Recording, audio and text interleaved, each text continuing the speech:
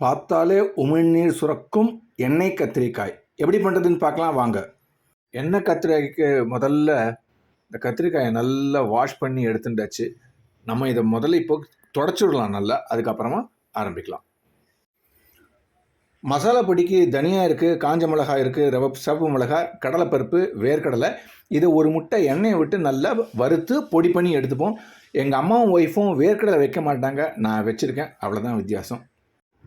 நல்லா தொடச்சி எடுத்தாச்சு. இந்த காம்பு அண்ட் பாவாடை இது ரெண்டுத்தையும் எடுத்துகிட்டு கத்திரிக்காயை இப்படி எடுத்துக்கலாம்.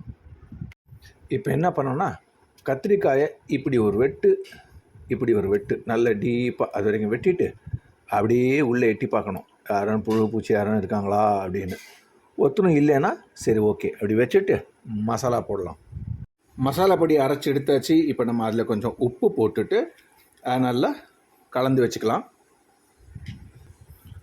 இப்போ இந்த வெட்டி வச்ச கத்திரிக்காயில் இந்த மசாலாவை நல்லா போட்டு அடைச்சி எடுப்போம். நல்லா வாய் ஃபுல்லாக போட்டாக்க நல்லாயிருக்கும். இதே மாதிரி எல்லா கத்திரிக்காயும் வெட்டி மசாலா போட்டு எடுத்துக்கலாம். கத்திரிக்காய் வாயிலையும் மசாலா அடைச்சாச்சு. இப்போ ஃப்ரை பண்ண போகலாம் வாங்க.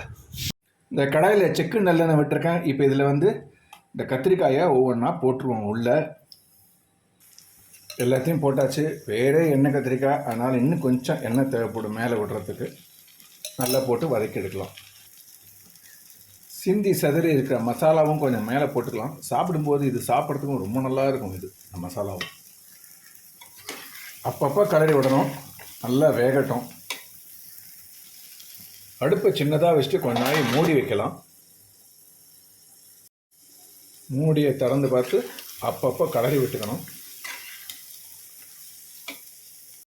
அவ்வளோதான். நல்லா 10 நிமிஷம் நல்லா வெந்த பிறகு நம்ம எண்ணெய் கத்திரிக்காய் இஸ் ரெடி. தேங்க்யூ.